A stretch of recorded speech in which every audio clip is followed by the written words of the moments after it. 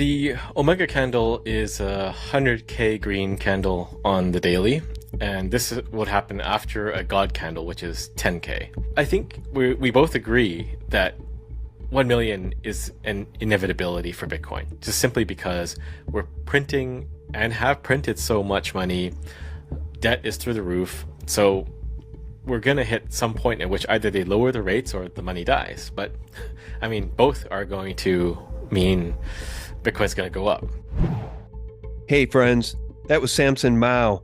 And if you think he's gaslighting you about Bitcoin and the potential price, you just aren't informed. I'm going to inform you in this interview with the president of My Digital Money. You better buckle up, because the numbers and the possibilities are mind-blowing, because the printing will never stop. Thanks for tuning in, friends. Before we start, just a quick word about a sponsor we value a lot because we also like physical gold and silver. If you keep your money in a bank, listen up, your savings are at risk. A good portion of the banking system is under extreme stress, and some have actually collapsed. The dangers are clearer than ever. Car loans are defaulting. Credit card debt is ballooning to an all-time high. Commercial real estate is collapsing. But there is a safe and easy way to protect your financial future: gold. Now, there are no guarantees of any kind, and investing in anything is always a risk, but gold is outside the government's reach and safe from economic policies like trillions and trillions of dollars in debt. In fact, this government is adding $1 trillion of debt every 100 days. Gold allows you to lock in today's value in the face of tomorrow's uncertainty. Don't wait for the next headline, crash, or bank run to act. Contact Noble Gold Investments today and safeguard your tomorrow. As a bonus, they'll give you a free quarter-ounce gold standard coin as a thank you for opening a qualified account. Just visit noblegoldinvestments.com to claim your gold coin, or call them at 877-646-5347. The link is below. Hey friends, welcome back. Thank you so very much for tuning in. It's Sean from sgtreport, guys. Friends, we have a lot to cover today, not the least of which is your government is printing $1 trillion of new debt every 100 days. And they're gaslighting us about absolutely everything under the sun, including these two clowns recently on MSNBC. You're not even going to believe what they told Zygmunt Brzezinski's offspring, Mika. Check this out, guys. Of Maryland, Baltimore County, Tom Schaller, and journalist and opinion writer Paul Waldman. Their new book, out tomorrow, is entitled White Rural Rage: The Threat to American Democracy.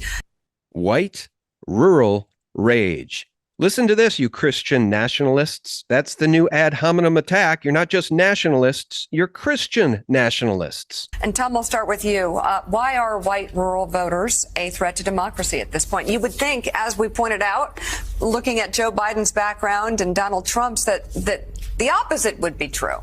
I mean, we lay out the fourfold interconnected threat that white rural voters pose to the country. First of all, and we show 30 polls and national studies to demonstrate. Listen real carefully, guys. His 30 polls and national studies are about as crooked as the polls going into the last election. You're not going to believe the words that come out of this viper's mouth. So we provide the receipts in Chapter 6. They're the most racist, xenophobic, anti-immigrant, and anti-gay geodemographic group in the country. Second, they're the most conspiracist group. QAnon support and subscribers, election denialism, COVID denialism and scientific skepticism, Obama birtherism. Third, anti-democratic sentiments. They don't believe in an independent press, free speech. They're most likely to say the president should be able to act unilaterally without any checks from Congress or the courts or the bureaucracy. They're also the most strongly white nationalist and white Christian nationalists. And fourth, they are most likely to excuse or justify violence as an acceptable alternative to peaceful public discourse. So you mentioned... We'll pause it there. I'm going to break this down just real quickly for you guys, then we're going to move on. So violence. We condone violence, they say. By the way, those are CIA talking points, I guarantee you. And the author of The Grand Chessboard, Zygmunt Brzezinski, well, his daughter, I'm sure he's very proud of her for gaslighting the public, for gaslighting the American people. But I assure you, I'll remind you guys, the Jan 6ers were mostly peaceful, and it was the infiltrators, the government infiltrators, who caused the most problems. That's just for starters, but let me break down just some of what he said. Election deniers. Well, the demon rats stole the 2020 election, okay? That's on the record. The truth is coming out. They stole those swing states by stacking the deck with mail-in ballots, etc. How about vaccine denialism? Well, the COVID shots are bioweapons killing millions around the world. And as it pertains to Barry Soetoro and his birth certificate, I assure you, Barry Soetoro, Barack Obama, was created by the CIA. That's on the record. I've talked to experts about it. And finally, the independent press. He says we don't stand for an independent press. Well, you know what an independent press is, according to these people? CIA-controlled Operation Mockingbird corporate media, like Zygmunt Brzezinski's daughter, Mika, on MSNBC. Friends, we have so much to talk about today. I want to welcome back my guest. He is the president and co-founder of My Digital Money, Guy Goslak. Guy, welcome back. How are you, sir? Good. How are you doing? Well, I'm doing very well. Are you withstanding the gaslighting? Yeah, I guess as good as ever. Yeah, well, it's getting challenging because the lies are everywhere. And I want to remind people about our conversation the last time you were on, January 29th, 2024. At that point, Solana was at $85 when I mentioned it to my audience, and Bitcoin was at $39,845. Well, today, as we speak, Solana is at $130, and Bitcoin is nearing a new all-time high at $67,000. And for those who simply do not want to do the work and understand this sea change, well, we're going to level set for you today for those who care. This is what Guy and I talked about the last time he was on. Deep-pocketed people at BlackRock, Fidelity, ARK Investments, you name it, they're all saying Bitcoin should be a part of your portfolio. And in some cases, these companies are saying between 1% and 5% of your portfolio, Guy. So Yeah. what do you think of that? And recently, the Bitcoin spot ETFs were approved by the SEC. And I think that's going to cause a supply-demand squeeze like the world has never seen. I'll pause it there, Guy. I'm coming back to you. A supply squeeze like the world has never seen.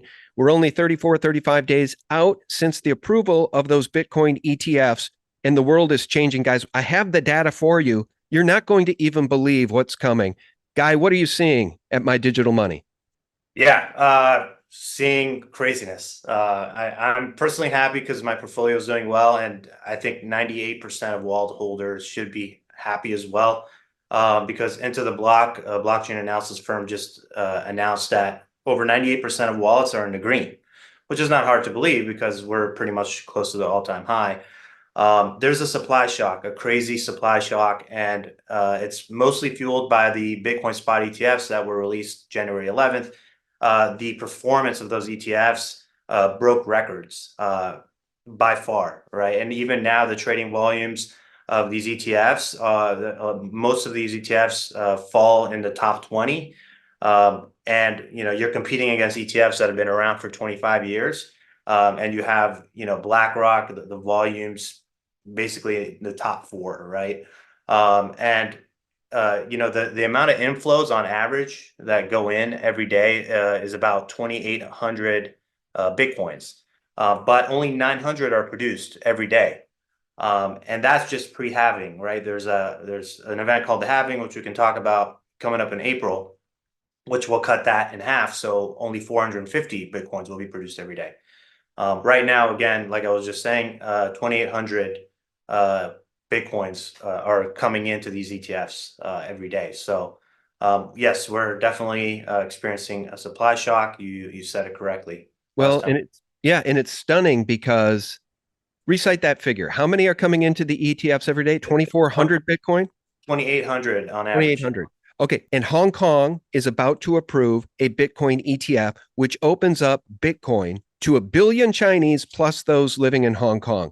Guys, this is an absolute sea change. I've been telling you about the possibility of this happening with Bitcoin since 2015 when it was at $355.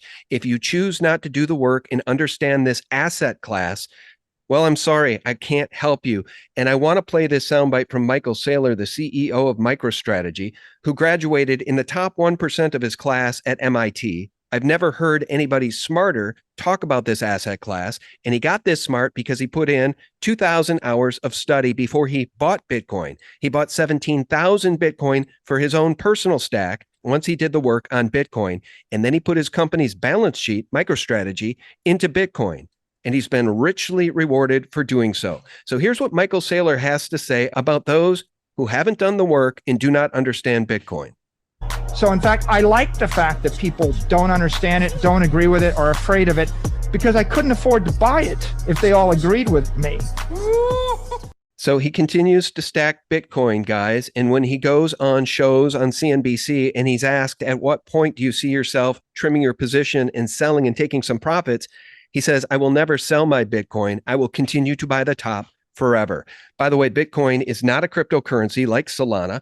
It is the apex predator of digital currency. It is decentralized. The governments can't control it. And all y'all that keep talking about a back door, well, keep thinking there's a back door as this thing goes from 355 to 67,000 to 200,000 in the near term. And Saylor will continue stacking. And by the way, guys, Bitcoin is viewed as property by the US government. It is not viewed as a security.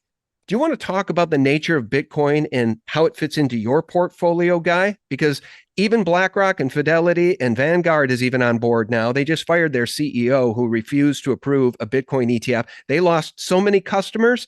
That guy who was the head of Vanguard for 33 years, he just lost his job. These companies are recommending a 1 or 2% allocation to Bitcoin. What do you recommend, Guy? What are you seeing?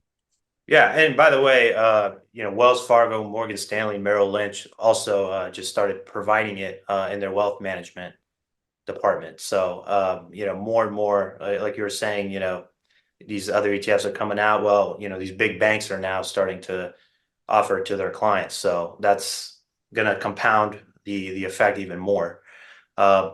But yeah, I'd say the 1 to 2% is good. There's people that are a little in the crypto industry, a little more bullish than that. I'm more bullish than that. To myself, I allocate a lot more than that. And, you have Kathy Wood, who's a big proponent of Bitcoin. She is the CEO of ARK Invest, and they have one of the largest ETFs for Bitcoin.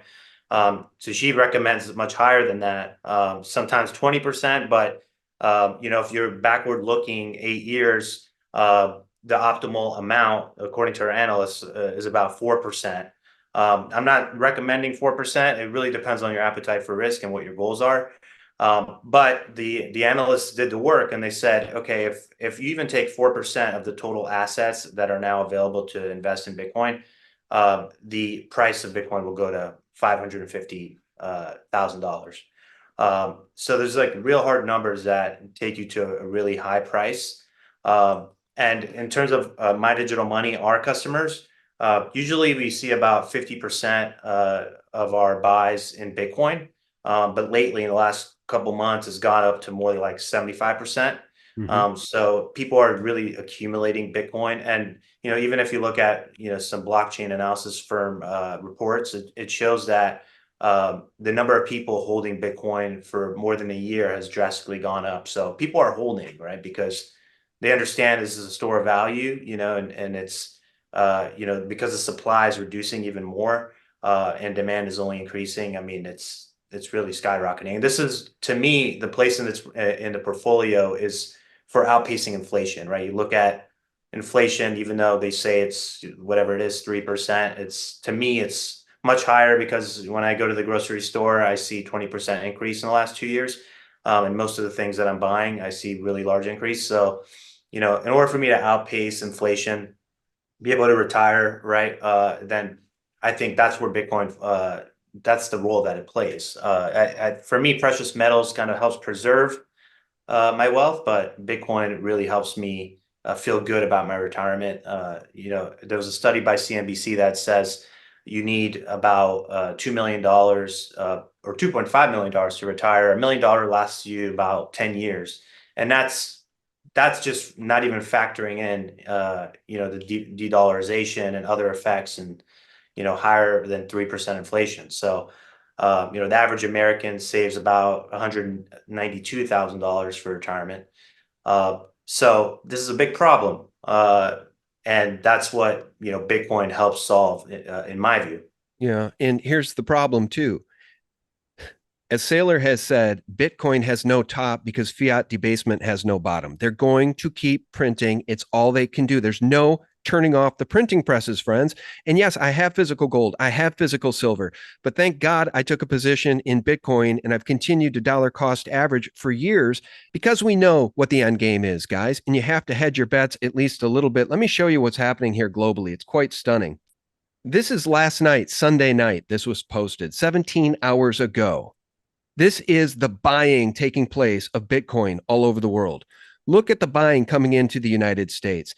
Guys, I have long maintained that even if this thing was created by the NSA instead of Satoshi Nakamoto, I believed, and I've talked about this with Bill Holter and others, it could be the steam release valve required to prevent the dollar from collapsing.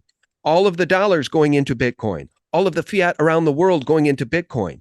Does that not help prevent a fiat collapse in those currencies where the Japanese yen just hit a new all-time high in Bitcoin? Guys, the point is this: you have to shelter yourself from the storm, and please start doing your work on Bitcoin. At least try to understand it.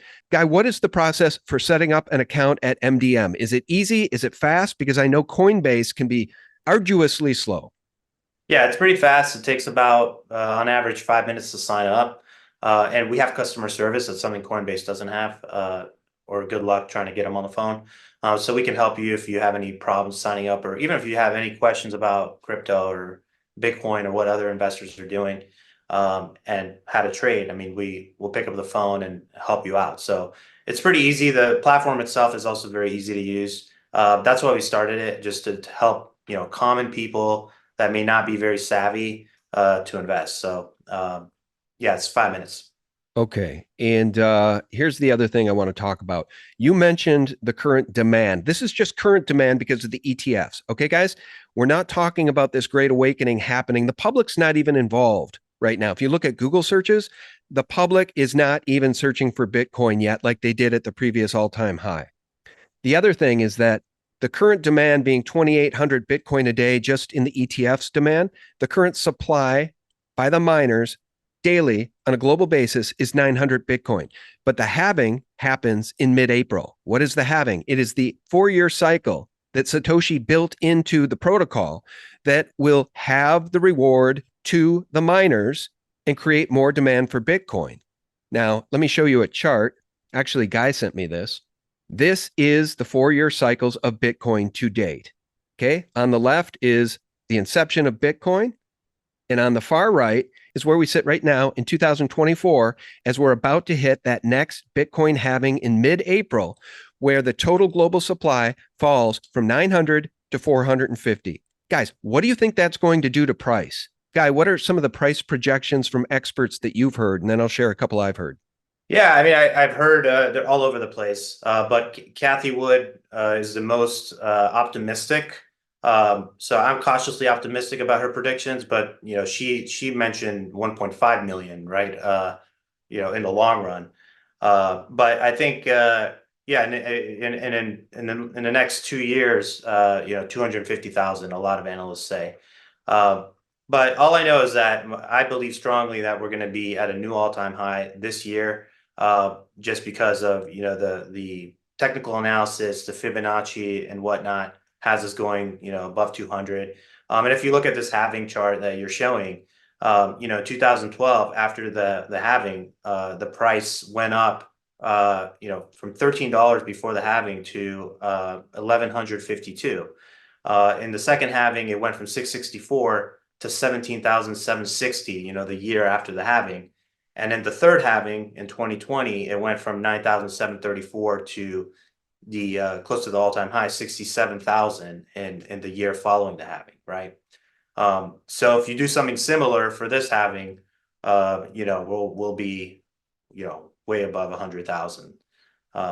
So I'm optimistic because of the ETFs. So we didn't have the ETFs last time, and the ETFs provide you with this wrapper that makes it easy for people that aren't savvy, for the parents of crypto savvy people to invest. This is a wrapper that they're well familiar with.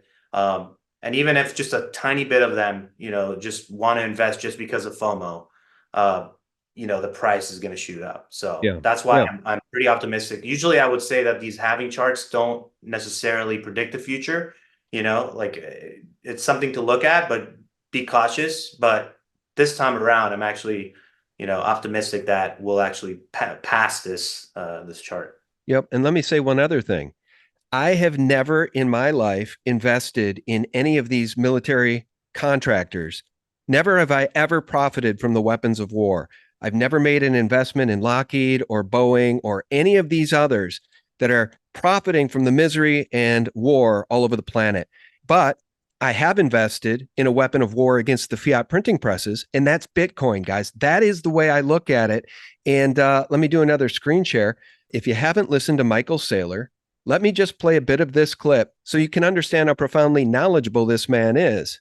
And maybe you can start viewing Bitcoin through a different lens. I like software networks that are worth more than $100 billion, that are 50x bigger than their competitor, that are going to eat the world, that 99% of the world doesn't agree with me on.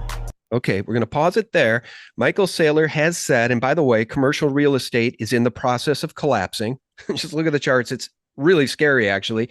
There was just a building sold in an American city for $1. I can't remember which city that was. It might have been New York City. These funds are divesting of real estate, commercial real estate, because it's such a loser, guys. And the bond market, you think that's not long in the tooth? $34 trillion in debt? Who wants to borrow more money to this government in a 30-year or even a 10-year bond? Guys, we are very near total collapse. We're very near the end game. And I would just advise people to consider Bitcoin as a hedge against a worst case scenario, because Saylor has said, as those asset classes fall apart, that money will flood into the one safe haven, the asset class called Bitcoin. Guy, what else can we do? How do we explain this to people any better? Yeah, it's a tough one, but I think more and more people are seeing it. And like you were saying, I mean, there's multiple issues with the dollar aside from overprinting and the inflation, which is crazy. But regional banks have been declining in the last 2 years. A lot of the big regional banks have declined 50%, like U.S. Bank, Comerica, Western Alliance Bank. All these banks have lost a lot of their market value. A lot because of these commercial real estate loans, because they hold 70% of the total loans, and also just mismanagement of debt through bonds. So I mean, we saw the banks collapsing almost last year, so it's a very real threat. And also the-dollarization. You look at the global reserves that IMF has that are dollars. It's gone down from 72% to 58%, and since 1999. So these are real things that are happening, right? And with all that's happening with U.S. sanctions and weaponizing of the dollar, you see a lot of these big countries, signing bilateral agreements, trade agreements, that basically they're trading outside of U.S. dollar in their local currencies. A lot of them in yuan.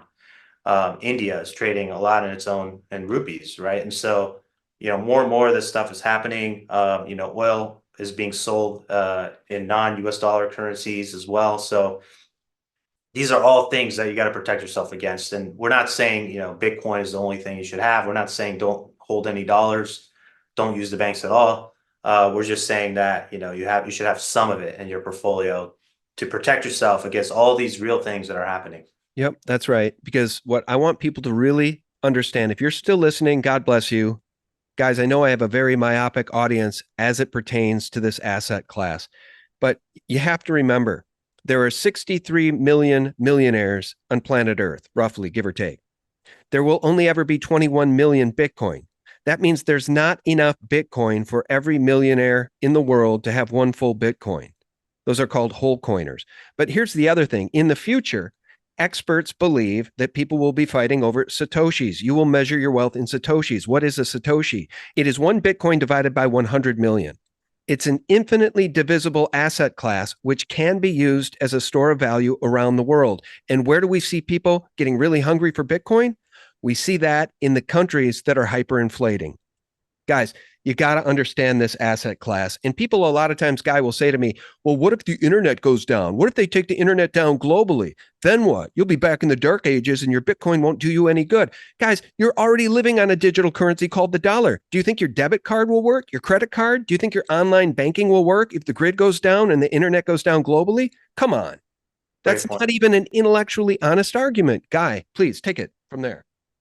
Yeah, no, I completely agree. I mean, we're already digital, right? And the government wants to create CBDCs, central bank digital currencies, which aren't cryptocurrencies, and that will only give them, more control, more ability to monitor transactions, right? And so, um, the Bitcoin gives you even better advantages, and it's just a protection mechanism, right? I think in the future it will be mass adopted, and a lot of merchants will take payment in Bitcoin. But right now, it's a good store of value. It's a good hedge against everything that's happening. Um, and yeah, I mean, even if it's a small amount, we're not advisors at My Digital Money, but I always tell my friends at least that you should at least get a little bit, because otherwise you might be kicking yourself down the line. And by the way, when I was talking about Saylor's prediction of all those assets fleeing and coming into Bitcoin, he predicts a $15 million per Bitcoin price in the future. And as nuts as that sounds, if you listen to the man and his MIT scholarly level discussions, you come to understand that that's actually quite possible. Because the fiat printing presses just are never going to be turned off globally. Guy, they're never going to stop printing. And that alone is going to guarantee a higher Bitcoin price, and hopefully gold too, and silver. But here's the problem with silver. They call it a $1.2 trillion market. That's such a joke, guy. There's only a billion, actually less than that, but call it a billion ounces of silver physically mined on the planet every year. A billion ounces times $23 per ounce is 23 billion. They call it a $1.2 trillion market because of all the derivatives paper that have kneecapped the price for so long. Believe me, I'm a big silver guy. So was Max Kaiser. I should have listened to Max when he started getting into Bitcoin at $1, because now I know Max is a billionaire. I'm just trying to help people here, guy. That's all I'm trying to do. And people are very, very myopic when it comes to Bitcoin. So I want to drive the point home. Bitcoin is not a cryptocurrency. It's not a security. It is viewed as property. And Michael Saylor says buying Bitcoin today is a lot like buying one city block in Manhattan in 1901. Okay. Do you ever sell that city block? No, you hold it forever and you create generational wealth. Boy, Guy, I don't know. I'm just going on and on here, and I don't mean to proselytize about Bitcoin, but I've tried to help my audience for a long time understand this asset class without proselytizing, and I failed.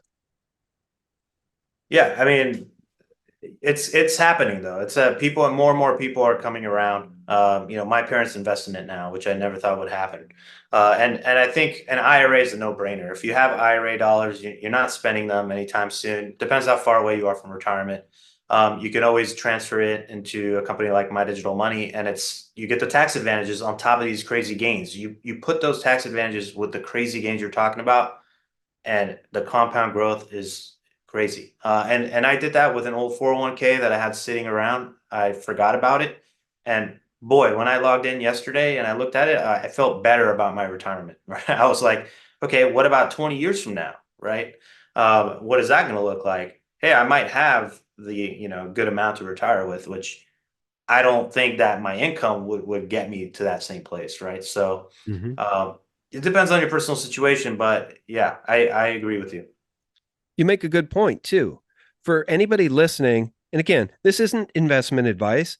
Talk to a knowledgeable investment advisor. But what you guys are going to find out is that a lot of these guys are still not educated on Bitcoin, but it will be their fiduciary responsibility to educate their clients about Bitcoin now that the ETFs are SEC approved and trading.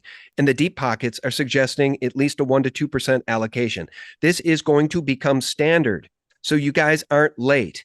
And the other thought I just wanted to share is, guys, right, if you already have an IRA that's under your own control, now that these ETFs exist, you can get a little bit of exposure to the asset class through any one of those ETFs without doing any of the work, without worrying about cold storage. By the way, that brings up a last question for you. How do you guys safeguard your Bitcoin? You keep it in cold storage. Some of it's ready for trade, but 95% is in cold storage. How does that work? Yeah, where it's all in cold storage. There's a small amount are in hot wallets that is basically just the amount that we need to trade at the end of the day. But the way that we do it, it's almost 100%. I'd say safe. I never want to say 100%, but your assets are offline, right? They're not available to the internet and to hackers. We keep them in cold storage. And by the way, you mentioned these ETFs. The ETFs, is true that they make it easy, but we've always made it easy to invest in Bitcoin. The difference with us is that you actually own the Bitcoin, even though it's not in your own wallet. We're managing the wallet for you. It's under your name, right? And so you have the underlying asset. With ETFs, you don't. And so, but it does make it easy for institutions and people that are already investing in the stock market, and for people using wealth managers to invest in Bitcoin. But you can also have this option of My Digital Money, which it's pretty easy, and you can actually do it with an IRA, and you have it under your name, right? So it's not commingled with business operations. So in my view, it's even more safe because of that fact. You're not depending on a big asset manager. But I think both are good. Both have a place in your portfolio. That's a really good point, because the big ETFs, they will settle you out in cash and they will retain the Bitcoin. They are buying actual Bitcoin. You can't fake the blockchain. So they can't dupe the market as they've done with silver and gold. Not nearly as easily, if they can do it at all. And guys, if you don't understand this, go to YouTube and follow Invest Answers.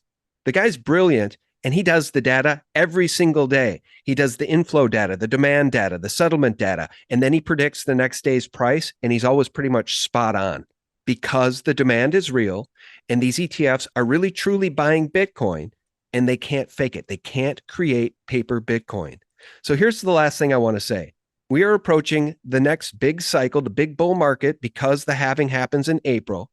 And I don't know where the price is going to go. This is not investment advice, but if I had to bet, it is definitely going north of 100,000.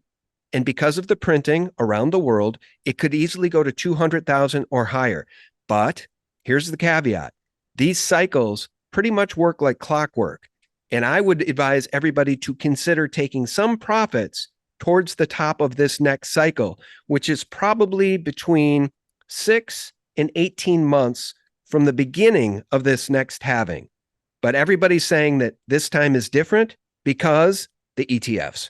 So who knows? All bets are off, Guy. I'll give you the last word and remind people how they find My Digital Money. Yeah, go to mydigitalmoney.com and just select on. You can get a free guide, by the way, if you want to just get some basics on how to start, or just click on Get Started and you can sign up. It takes 5 minutes. You can also get a Play Money account, so you can mess around with fake money just to test out the platform. And you can also call us. We pick up the phone. It's 833-636-2008. Again, 833-636-2008. Very good. I appreciate that. Appreciate your time today, too. Our guest has been Guy Goslak. He's the president and co-founder of My Digital Money. Guys, if you're still with us, God bless you for having an open mind. We appreciate that. All right. For real news, I'll remind you every single day for free. Check us out for free to get the antidote to corporate propaganda and all of that MSNBC gaslighting at sgtreport.com. May God bless you and yours with prosperity, wisdom, and love. Bye-bye.